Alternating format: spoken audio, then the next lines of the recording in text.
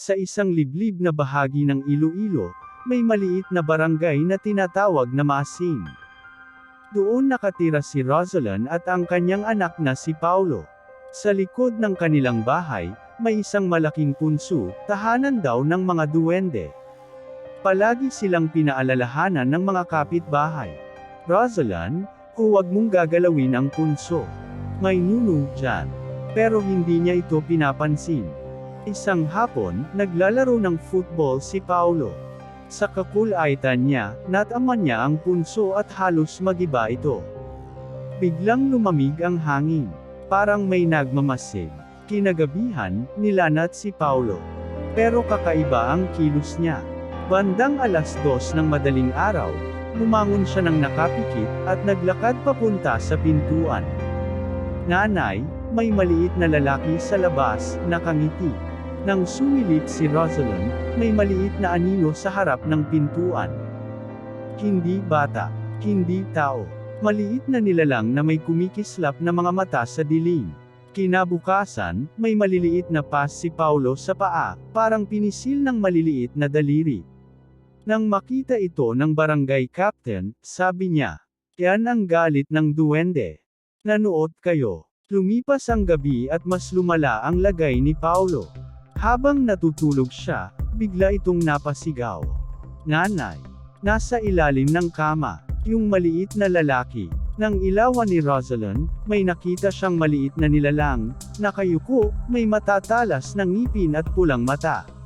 Nang tamaan ng ilaw, bigla itong naglaho. Buong gabi, maririnig ang asterisk tap, tap, tap, asterisk na tila maliliit na yapak sa loob ng bahay. Kinabukasan, hindi na makalakad si Paulo. Parang nanlalambot ang mga binti niya. Kaya pumunta si Rosalyn kay Mang Lito, ang albularyo. Pagdating pa lang nila, sinabi agad ni Mang Lito, "May galit na duwende sa anak mo.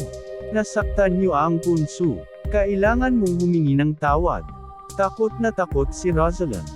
"Paano po?" Binigyan siya ng asukal, tabako, at pulang tela. "Dalhin mo sa punso. Sabihin mong hindi sinasadya. Kung tatanggapin nila, makikita mo." Gabi. Naglakad si Rosalyn papunta sa punso. Kumakabog ang dibdib niya habang nilalagay ang mga alay. "Pasensya po, hindi sinasadya ng anak ko, pakawalan niyo po siya." Tahimik. Walang hangin. Walang ingay. Hanggang sa biglang may mahinang asterisk. Asterisk mula sa loob ng punso. Tunog na parang nagagalit pero nakikinig. Pagkatapos ng ilang segundo, may lumabas na maliit na berdeng liwanag mula sa punso, parang hininga ng isang maliit na nilalang. Nang makita ito, huminga ng malalim si Rosalyn. Tanda raw iyon na tinanggap nila ang paghingi ng tawad. Pag-uwi niya, si Paulo ay nakakabangon na. Parang walang nangyari. "Nanay, wala na yung maliit na lalaki." Pero kinagabihan, may narinig si Rosalyn na isang tasa na nahulog sa kusina. Paglapit niya, may 3 maliliit na muddy footprint sa ibabaw ng mesa. Nang inag siya, hindi na siya nagsalita, kasi alam niya, pinatawad nga ng duwende, pero hindi sila tuluyang umaalis.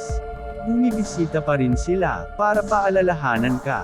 Hanggang ngayon, sa barangay Maasin sinasabi ng matatanda, kung may marinig kang maliliit na yabag sa dilim, duwende yon. Nagbabantay, o nagagalit.